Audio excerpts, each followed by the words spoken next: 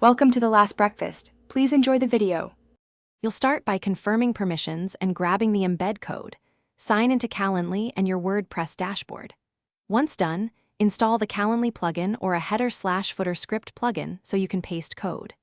Make sure to copy the event URL or the full embed snippet from Calendly's share menu. This is what you'll place on the site. Do this now so the next steps focus on placement and behavior. Don't skip verifying admin rights, because access prevents later errors.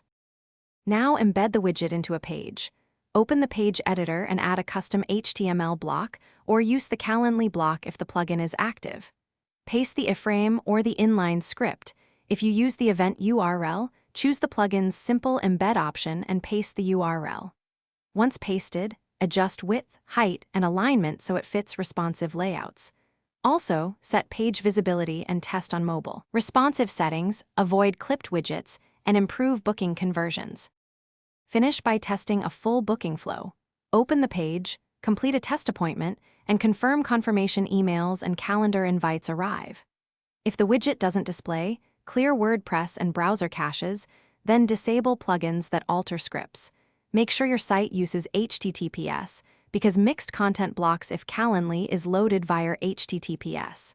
If bookings fail or options are limited, verify your Calendly plan supports the feature and that the event privacy or domain restrictions aren't blocking embeds. Thanks for watching. If this was helpful, leave a like and consider subscribing. See you next time.